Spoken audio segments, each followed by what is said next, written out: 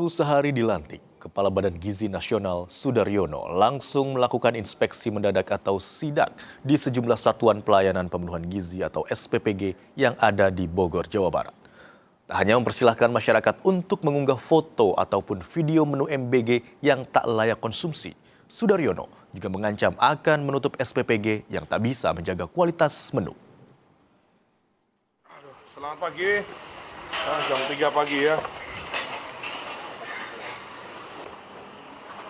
BGN Sudaryono sidak perdana di SPPG Pasir Kuda di Kecamatan Bogor Barat, Kota Bogor, Jawa Barat pada Jumat dini hari. Sudaryono mengecek proses pembuatan menu MBG guna memastikan kualitas dan kebersihannya. Sidak kembali dilakukan ke dua SPPG lainnya yang juga berlokasi di Kota Bogor.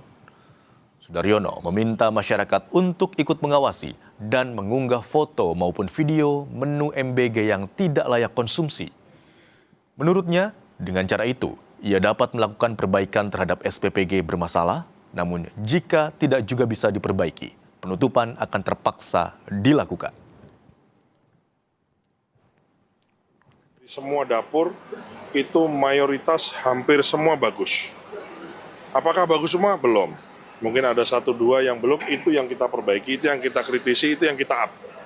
Jadi saya juga meminta kepada awak media, kepada masyarakat, kalau ada itu boleh di-up, ya, dan kita akan kita perbaiki, akan kita tegur, kalau perlu, kalau memang nggak bisa kita perbaiki, kita tutup itu dapurnya, kalau memang tidak bisa memenuhi standar keamanan, standar gizi, standar mutu, dan juga delivery yang baik. Ya.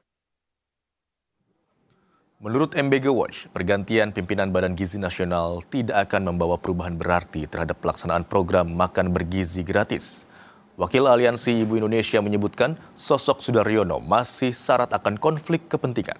Sementara, menurut Badan Komunikasi Pemerintah, Sudaryono merupakan orang yang tepat untuk menjadi pimpinan BGN karena Sudaryono merupakan orang yang bisa mengimplementasikan visi dan Presiden Prabowo.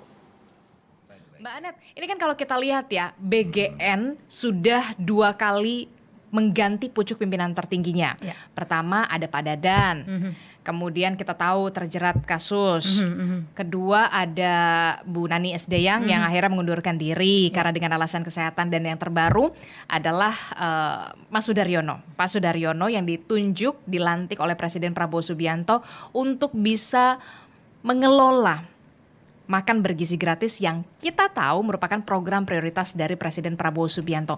Cukupkah dengan penggantian kepala BGN yang baru ini bisa memperbaiki MBG ke depannya?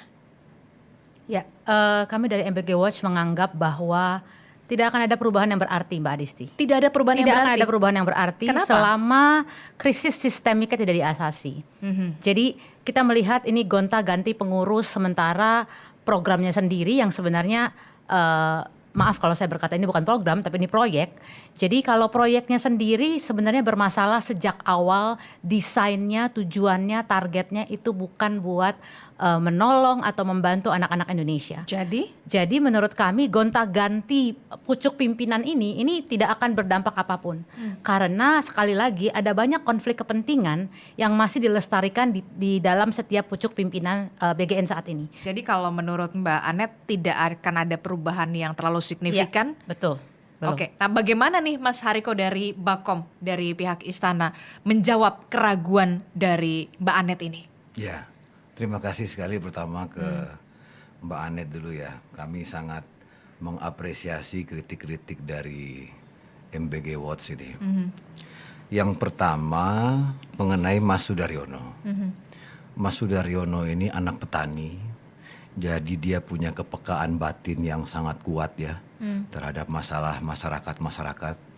Kemudian beliau ini lulusan Jepang, kemudian doktor di IPB, dia juga pakar pertanian, mantan wakil menteri pertanian, kemudian sangat memahami tujuan mulia dari makan bergizi gratis ini, kemudian juga sangat memahami visi dari Presiden Prabowo.